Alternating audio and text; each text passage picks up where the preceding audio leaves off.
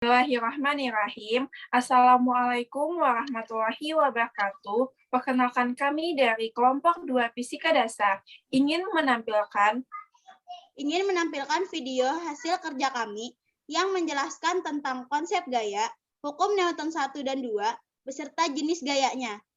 Sebelum melanjutkan ke videonya, mari berkenalan dengan kelompok kami yang beranggotakan saya, Ratu Adelia Priani. Saya Mahda Anissa. Saya Mailinda Dwi Selpiani. Saya Yulia. Dan yang terakhir saya sendiri, Nadia Rahmi. Dan ini videonya.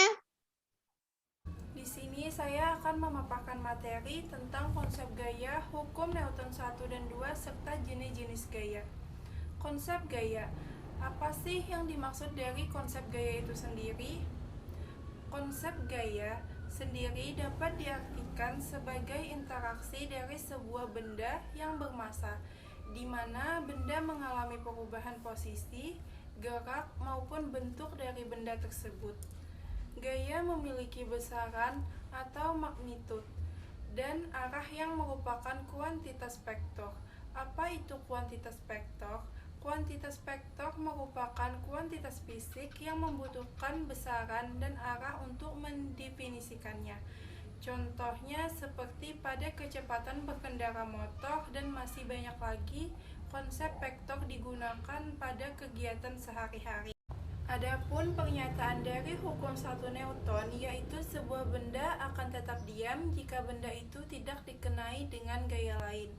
Tentunya gaya konservatif, seperti gaya berat dan gaya normal, selalu ada dan sama besar, serta berlawanan sehingga saling meniadakan. Selanjutnya adalah hukum Newton. Hukum Newton terbagi menjadi 3 bagian yang mengenai gaya dan gerak. 1. Hukum Newton 1 yang berbunyi, sebuah benda akan tetap diam atau tetap bergerak lurus beraturan jika tidak ada resultan gaya yang bekerja pada benda tersebut. Resultan sendiri dapat diartikan sebagai jumlahan atau total, sedangkan resultan gaya dapat diartikan sebagai keseluruhan gaya yang bekerja pada sebuah benda dalam sebuah sistem. Jadi, jika jumlah gaya yang bekerja pada benda adalah 0, maka ada 2 kemungkinan keadaan benda. Di antaranya, benda tersebut dalam keadaan diam, atau benda itu sendiri sedang bergerak dengan kecepatan konstan. Jika benda dalam keadaan diam akan tetap diam, atau benda di saat dalam keadaan bergerak lurus beraturan akan tetap bergerak lurus beraturan. Benda akan berusaha mempertahankan keadaan awal apabila benda tidak dikenai gaya. Hal ini menyebabkan hukum 1 Newton disebut sebagai hukum kelebaman atau inersia atau malas iners untuk berubah dari keadaan awal. Dalam persamaan matematis, hukum 1 Newton dituliskan sebagai berikut. Resultan sama dengan 0. Resultan adalah gaya N yang bekerja pada hukum 2 Newton 2 berbunyi, keadaan benda diam itu dikenal dengan sebutan kesetimbangan. Jadi, apabila resultan gaya yang bekerja pada sebuah benda sama dengan 0 atau resultan gaya sama dengan 0, percepatan benda juga dengan 0 atau alfa sama dengan 0 dan benda tersebut. Tentu saja.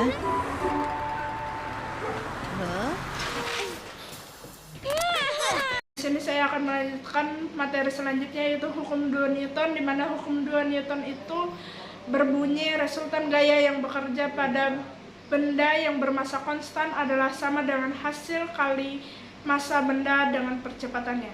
Secara matematis, hukum 2 Newton dapat dirumuskan resultan gaya atau N sama dengan massa dikali percepatan. Contoh aplikasi hukum 2 Newton pada benda di bidang datar, yaitu jika pada benda bekerja banyak gaya yang horizontal, maka akan berlaku seperti ini. Ya, selanjutnya ada hukum 3 Newton, di mana hukum 3 Newton menyatakan bahwa gaya-gaya aksi dan reaksi oleh dua benda masing-masing benda adalah sama besar dan berlawanan arah. Hukum ini dikenal sebagai hukum aksi-reaksi dan secara matematis dapat dituliskan sebagai resultan gaya aksi sama dengan minus resultan reaksi.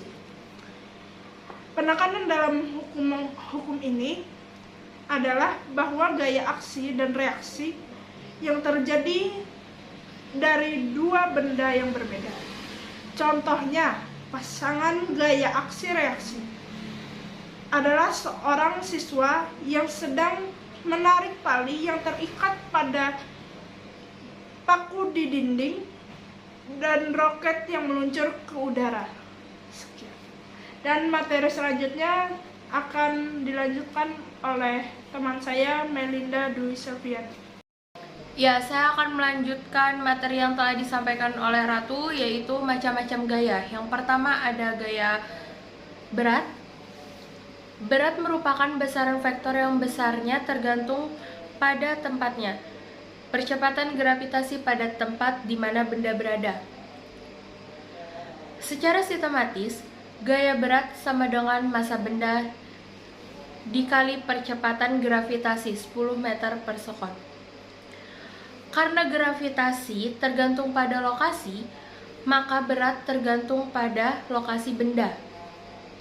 Gaya berat selalu tegak lurus ke bawah dimanapun posisi benda diletakkan, baik di bidang horizontal maupun di bidang vertikal. Berikut adalah contoh dari videonya. Terima kasih.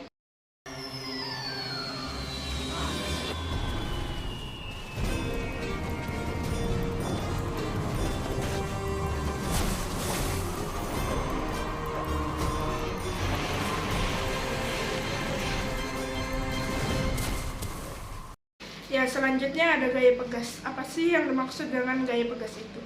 Gaya pegas merupakan gaya yang dihasilkan oleh kerja benda yang elastis, di mana kekuatan benda terdapat di karet atau pegas yang diregangkan. Contohnya di saat kita bermain ketapel, itu karet yang mendorong benda atau biji atau peluru ketapel tersebut kita tarik. Nah, itulah yang dinamakan gaya pegas, di mana karet tersebut sedang diregangkan oleh kita. Nah, itulah penjelasan gaya pegas. Dan untuk contohnya ada sebagai berikut.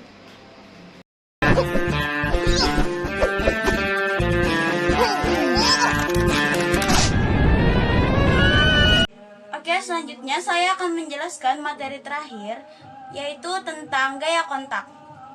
Gaya kontak itu sendiri adalah gaya yang terjadi saat dua benda saling bersentuhan.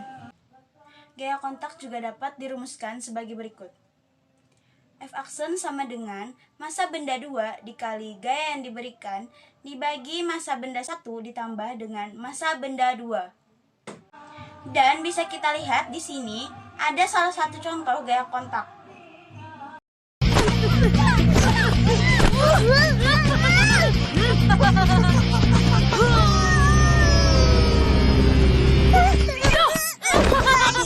Sekian penjelasan dari kelompok kami tentang konsep gaya.